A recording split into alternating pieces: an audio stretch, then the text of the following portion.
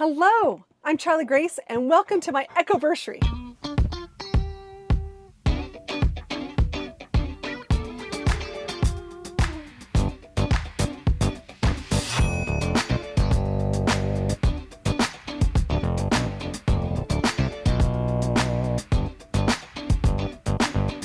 Welcome to my Echoversary video. I'm so excited. I have had my Winnebago Echo 23B for 1 full year. That means I've learned lots of really cool things. I can't wait to share it with you. Everything from, maintenance to mods to, semi-traveling along the way and things I've learned and really cool people that I've met. So let's start with mods first and let's talk about them.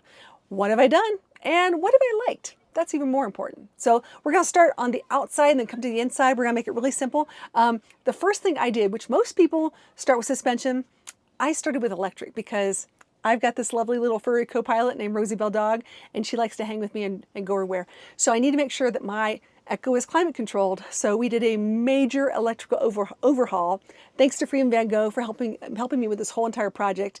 Did 1,000 watts of solar, extra batteries, oh my gosh, a high-speed alternator, a DC to DC converter, 3,000 watt inverter, a new Victron system. I mean, we went all out when it came to electrical. Now, is the stock Echo electrical great? It works just fine. If you're someone like me who's on the road all the time and you really need air conditioning, it was sort of a necessary thing that I had to do. So thanks Freedom Van Gogh for that, and the whole team, you guys did a fantastic job. So that was mod number 1. Mod number 2, I didn't do a lot on the outside per se. I really didn't. I mean, I did put my name on the outside and I had a QR code and things like that. Because, when you're a YouTuber, you're a person out there vlogging and putting a lot of stuff out, you sort of want people to follow you and know what's going on. So I worked with a sign company and they helped me put some stuff on the side. I wasn't really able to commit if I wanted to get the outside painted or wrapped. So I thought for 1 year, let's just leave it as is. And actually, it's been really good. So it's been pretty easy to clean. So I'm really glad with that. Mod number 3 on the outside was I did have my hood painted, and this is something that really was a problem when I had my Dodge Ram ProMaster because I had so many rocks and chips and things over the years. I thought this would be a good idea to do, so I did that. Actually did at Camp Winnebago. Fantastic. Haven't had a problem with it, so that's something else. Okay, next mod on the outside was I had it ceramic coated for the front, not the back, just the front, the actual Mercedes itself. Did that actually in Elkhart, Indiana at a campground, and they did a fantastic job, and very happy I did that. I'm thinking about this year getting more ceramic coating on the windows. This is a big thing because once again, trying to keep it temperature controlled for, this one right here. It's gonna help tremendously. That front area is really, really warm. Okay, so let's move to things on the inside because I do work on the road. I use my computer a lot. There's lots of things. A lot of people take the TV up front down and they take the sound bar down. I actually use it. Sometimes I use it as a second monitor to work, and I do like to dance to disco tunes and goofy stuff. So she likes the music too. So we kept the sound bar. I really like it. But I did connect the TV and the sound bar together. So when I do turn on the TV, I have that all connected. So it's like I have surround sound. It's really, really cool. I also got covers for all my cushions, as you can see here, because of this lovely little one. I wanted to keep them clean and have her nails not go through the cushions. So these are awesome. I got them on Amazon. I'll leave a link in the description below. They're fantastic. They come in lots of different colors. They're easy to take on, take off, and I can wash them. Just take them to laundromat, wash them. So I bought some extras, and they're really nice. So instead of my using the rubber-backed bath mats, which I've used for years in different kinds of RVs, this is actually better, super easy, and they look nicer. Now the 23B did not come with a side table in the kitchen, and to me that was sort of like a pivotal miss in my opinion. And I thought, you know what, I'm so glad that Freedom Van Gogh came up with this idea because we needed it. We needed more space in the kitchen, and so they now have 2 options of a universal side table. They have a 12-inch, I think a 21-inch. I got the longer one because I want all the space I can possibly have. So when I'm cooking, I can put all my prep stuff there, and then I can put my induction cooktop on the side, or if I'm working, I want to just sit on the other side, I can, just have some extra space to put things on. It's really, really nice. So got to have that side table. I'm hoping someday maybe they make that as sort of a standard, but until then, Freedom Van Gogh's got you covered. Now, one of the first mods I made or designed by myself that no one else had talked about, and people were like, oh, are you sure you really need this? I'm like, yes, I really need this. I wanted to put a Lagoon Table behind the passenger seat, and I wanted to have a Canyon Adventure. They call it like a flip top. It's like a skinny table. They're really nice. They're fantastic in van life. So I found it, and I said, I want to get this done, and I came up with this idea. Now, I like it because I like options of places I can work. So I can take this, I call it two-seater, and turn into a one-seater with a table, or I could just sit across at that seat and then have that Lagoon table and work there, and also have that universal extension table too. It's fantastic. So I like lots of different options to work, because especially on rainy days when you're stuck inside, you want to be able to do things. And I like keeping this seat down as long as I can, because she likes to come up here and sit, and she's a long dog. She's 36 inches long, so she likes a little area. Can't blame her. All right, I gotta admit, command strips are my fave. I have so many command strips from different hooks, towel bars, oh gosh, little shelves. I use them for all different kinds of things. So I have tons of command strips in this Winnebago Echo, and I don't know what I do without them. I use them for shelves. Actually, you can see behind me, I have little teeny tiny shelves. I put things on them as I travel. I also have some things my son has 3D printed for me to put my cell phone in, and other things when I charge. Really handy stuff. So storage is always a big topic, especially when you have these really big cabinets, but they don't have an extra shelf in the middle. I opted not to put the extra shelf, and I'm actually using magazine racks. They've been really handy, and they're really tall, so I can utilize that vertical space. And in the back, I opted for some really cool, soft-sided little cubes that work really well, that can go in and out, almost like drawers on the top cabinets. And then below, I'm a huge packing cube fan. I love packing cubes. So trying to figure out how to put things certain places and what's going to fit has always been an obstacle when it comes to RVs. And I think I pretty much got this dialed in. So packing cubes, number one, different kinds of baskets, rope baskets and or soft-sided cubes, fantastic. And I'm thinking I may open up the medium wall, the wall between the kitchen and the bedroom. Not really sure yet. Still on the fence on that one, still thinking about that. I know a lot of people have done different kinds of shelves and things in there, because I would like to have a place to keep all of my really cool window covers. That is one thing that I'd like to have in some place than on my bed when I travel, or in Rosie's space. So the bathroom, the shower stall, doesn't have an exhaust fan. It does have a window in the bathroom, but I found these really cool camping fans, and they're USB chargeable, and I bought 2 of them. And I started putting little hooks in my ceiling. I put one in the living area, I put one in the bedroom, and I put one in the bathroom. And the reason why is because I thought, what if I need more air circulation? This would be really, really cool. So I've got those, I use them. So when I take a shower, all I do is I put my area out and put the shower curtain out, and then I put the fan up there, and it just does a fantastic job of keeping it drier and airing it out a lot quicker. So love these ceiling fans. I highly recommend you get one. So I do a lot of cooking in the RV, and this is one thing I've learned a lot this year, is how to do meal prep, and I love my induction cooktop. Oh my gosh, this is the first time I've ever really used induction cooktop, and I've done so many things with it. So I just have 2 pots. That's all I need, a skillet, like a little pot to maybe boil some pasta in.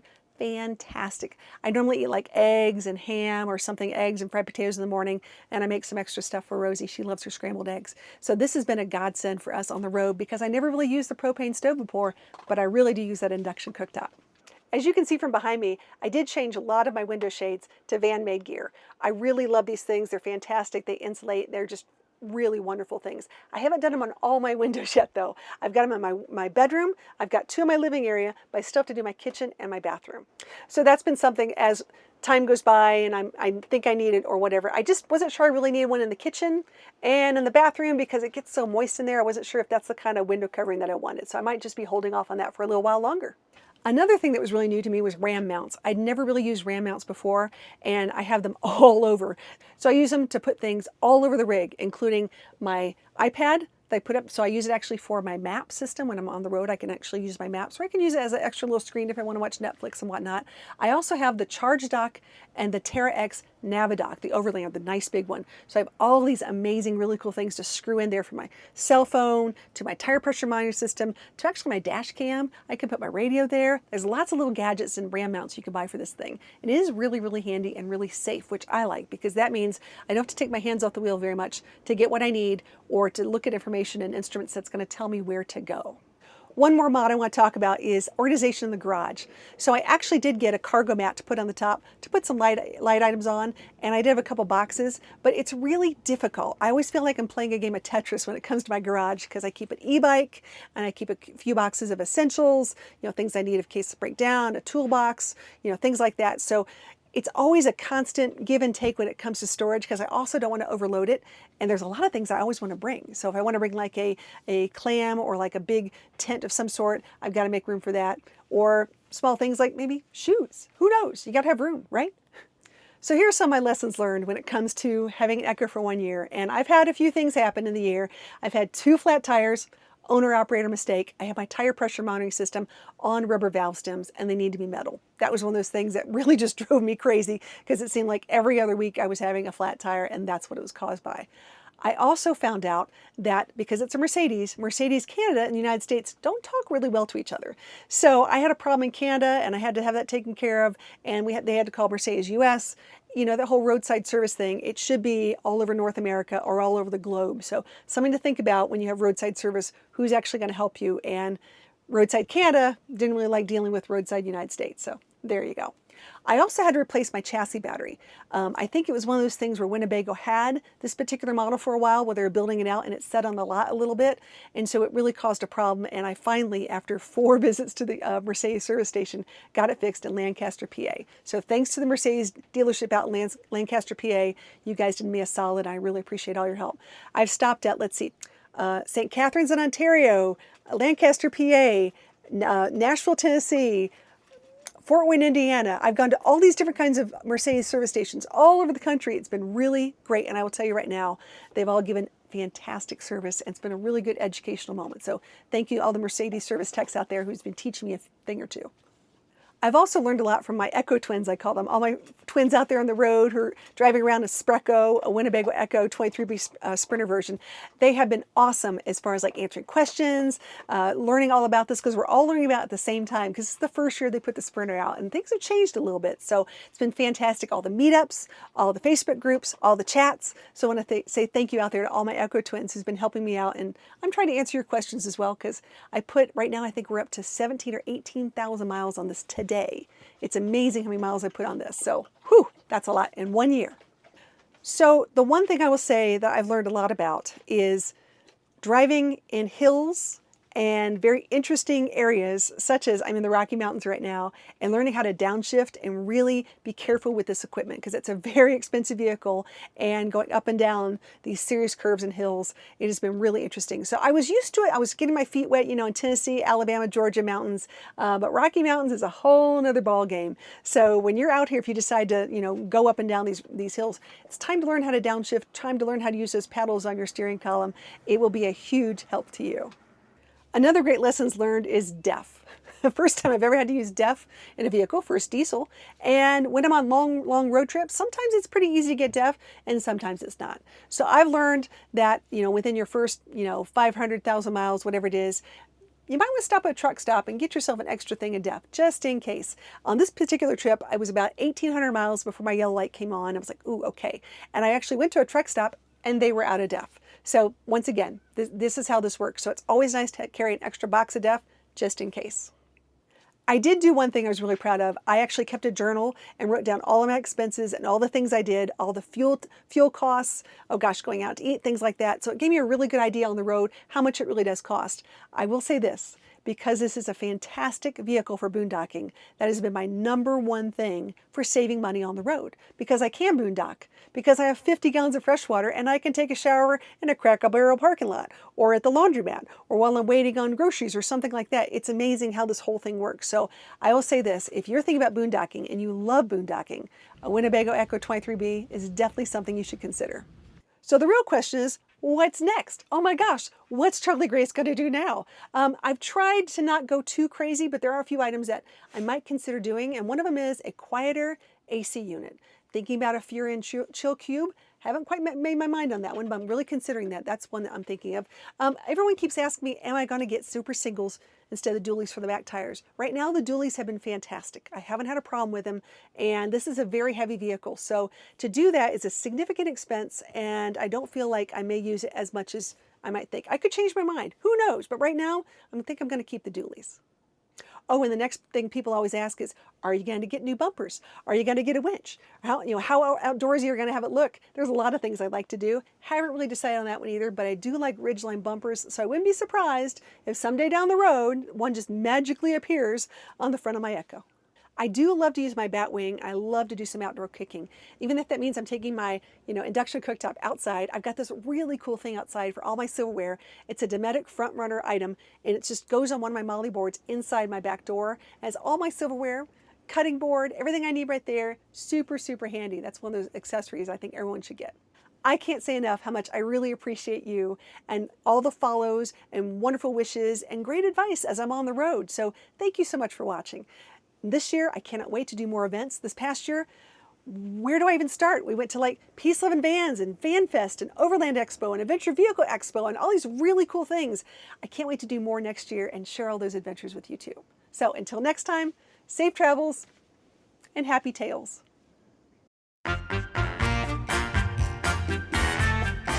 It's official. I've been here for a...